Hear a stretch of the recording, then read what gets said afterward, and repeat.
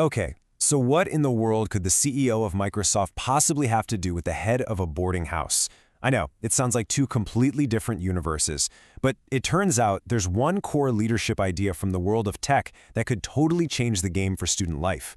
We're going to dive into that surprising link and figure out what it really means for building a culture where everyone can grow. So let's get right to it. What does a tech CEO have to do with the day-to-day of a boarding school? Well, the answer is all about a fundamental shift in mindset. It's a change that didn't just breathe new life into Microsoft, but it also has the power to transform any community that's all about growth. To really get the lesson from Microsoft, we first have to think about what a boarding house actually is. It's this incredibly intense learning environment, right? Students show up with all their existing habits and ideas, and the whole point is to help reshape how they think about, well, everything, from effort and mistakes to their relationships with others. That challenge, reshaping a culture, that's the exact same problem Microsoft's leadership was facing. And this is where we get to the heart of it, Satya Nadella's most powerful idea. He came in with this really simple concept that connects a giant tech company with a school dorm. It's a philosophy that boils down to one critical question.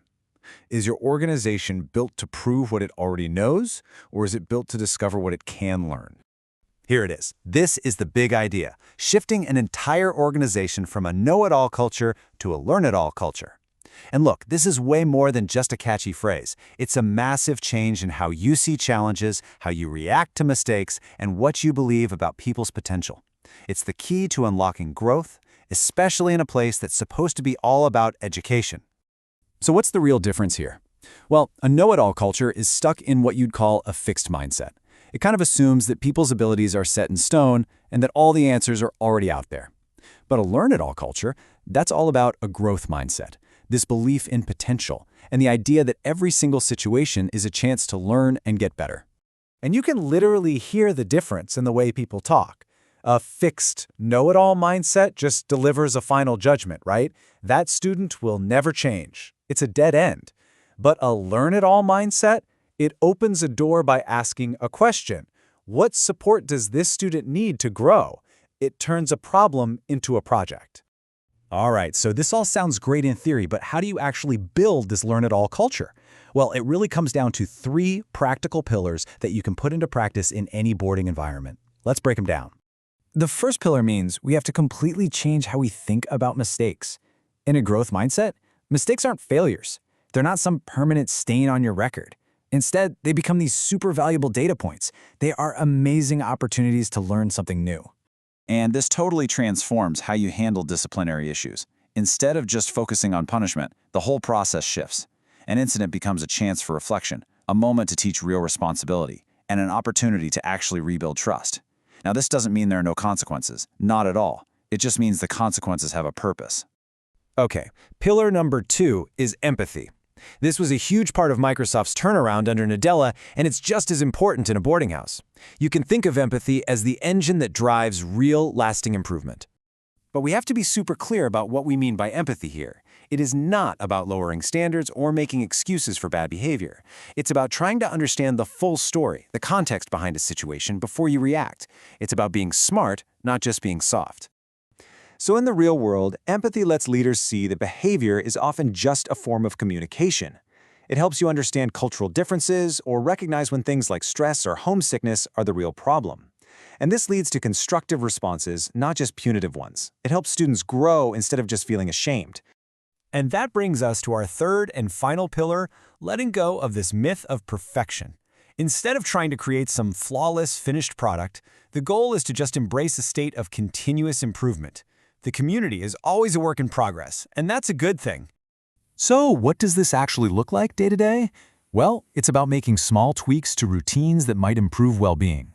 It means taking an honest look at your systems at the end of every term and not being afraid to ask that big question. Hey, what's actually working here? And what isn't? It's a dynamic, living process. Now here's the thing. For any of this to actually work, it can't just be a new rule in the handbook. It has to become the real culture of the place.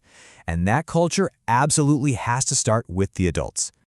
And this might be the most important point of all. You can't just demand a growth mindset from your students. If you want them to adopt a learn-it-all attitude, they have to see it in action, every single day, from the staff. The adults have to live it first. So what does a strong, learn-it-all staff team actually look like? Well, it's a team where reflection is just a normal part of the job. It's where feedback is always constructive. It's a place where mistakes are talked about openly as learning opportunities, not hidden away like something to be ashamed of. When staff model that kind of resilience, you'd be amazed how quickly students pick it up.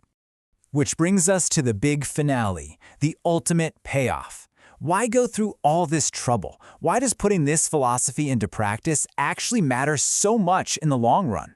The answer is pretty simple, actually. When you make that shift from a culture of judgment to a culture of learning, it changes absolutely everything.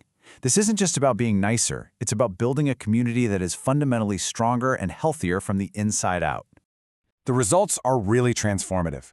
When leaders put learning ahead of just being right, students develop real resilience, not just compliance. Staff stay open and reflective instead of getting stuck in their ways.